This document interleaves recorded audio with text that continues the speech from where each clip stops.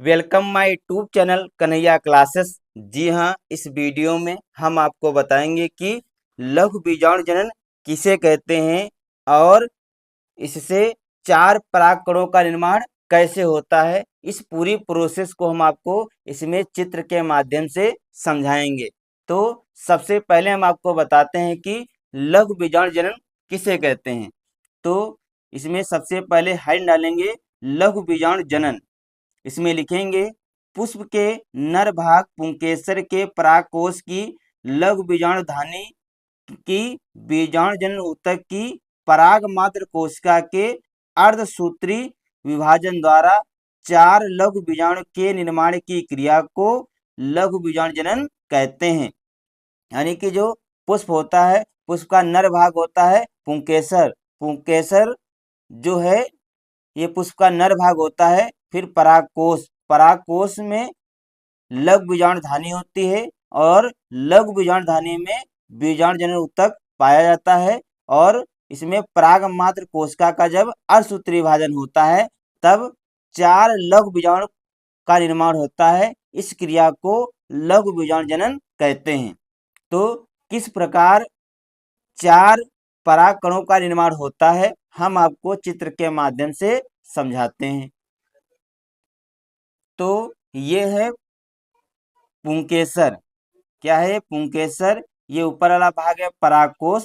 परागकोश को जब हम काटते हैं तब इसमें देखते हैं कि चार लघु बीजाणुधानी दिखाई देती हैं। यानी कि जब परागकोश को काटते हैं तो इसमें चार लघु बीजाणुधानी दिखाई देती हैं। जो लघु बीजाणुधानी होती है कैसी होती हैं? द्विगुणित होती हैं। फिर इसमें देखिए, इसमें से एक लघु बीजाणुधानी को हम बाहर निकाल लेते हैं। फिर देखते हैं जो एक लघु बीजाणुधानी होती है इसमें पाया जाता है बीजाणु जनन ऊतक। जो बीजाणु जनन ऊतक होता है ये द्विगुणित होता है।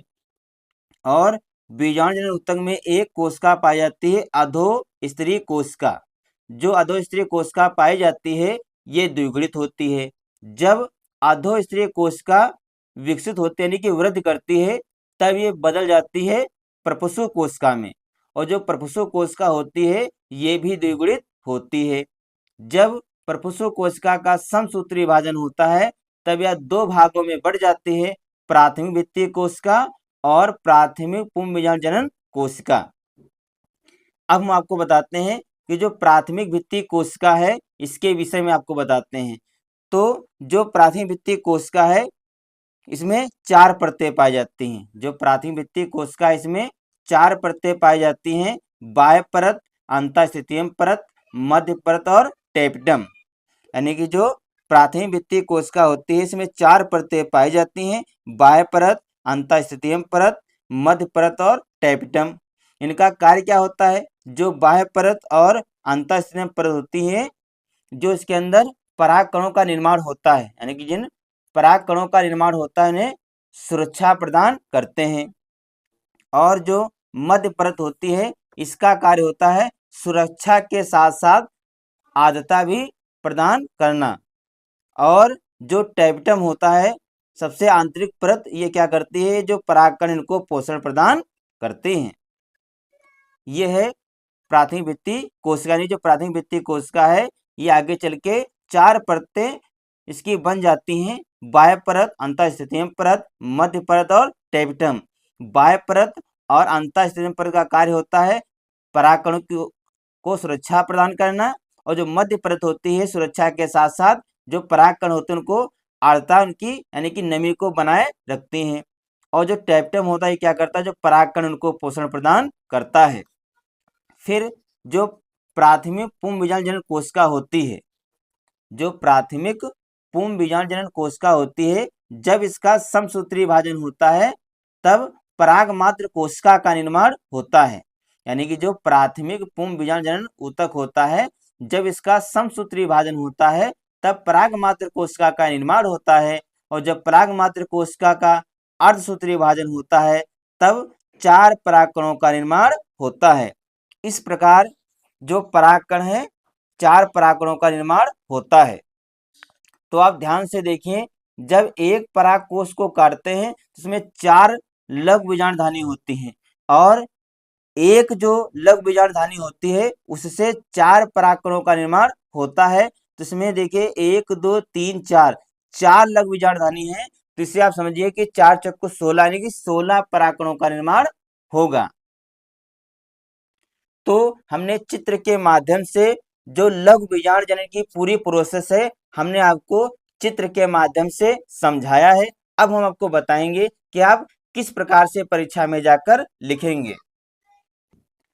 तो इसमें लिखेंगे पराग कोश में 4 लघु बीजाणु धानी होती हैं, ये द्विगुणित होती हैं।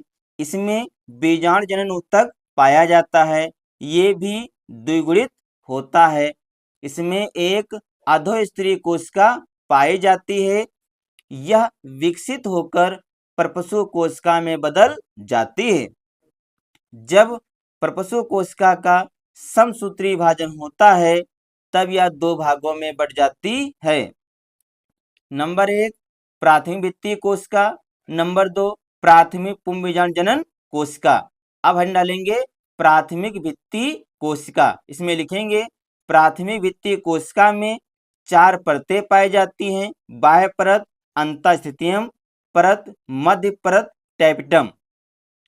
जो बाह्य परत और अंतःस्थितियम परत क्या करते हैं, सुरक्षा प्रदान करते हैं, यानी कि बाह्य परत और अंतःस्थितियम परत सुरक्षा प्रदान करते हैं। और मध्य परत सुरक्षा के साथ साथ आर्द्रता को भी बनाए रखती हैं। टैपिटम परागकणों को पोषण प्रदान करता है, यानी कि जो मध्य परत होती है सुरक्षा के साथ साथ आर्द्रता यानी कि नमी को भी बनाए रखती है, और जो टैपिटम होता है परागकणों को पोषण प्रदान करता है। इसके बाद हम डालेंगे प्राथमिक पुंज बीजाणु जनन कोशिका। इसमें लिखेंगे प्राथमिक पुंज बीजाणु जनन कोशिका का जब समसूत्री विभाजन होता है तब परागमात्र कोशिका का निर्माण होता है। परागमात्र कोशिका द्विगुणित होती है। जब परागमात्र कोशिका का अर्धसूत्री विभाजन होता है तब 4 परागकणों का निर्माण होता है, ये अगुणित होते हैं। तो इस प्रकार हमने आपको बताया कि लघु बीजाणु जनन किसे कहते हैं। इसकी पूरी प्रोसेस को हमने चित्र के माध्यम से आपको बहुत ही आसान शब्दों में लिखकर बताया है। तो बच्चों, अगर हमारा वीडियो आपको अच्छा लगे तो इसे लाइक, शेयर और सब्सक्राइब जरूर करें। मिलते हैं अगले वीडियो में नए टॉपिक के साथ। तब तक के लिए जय हिंद, जय भारत।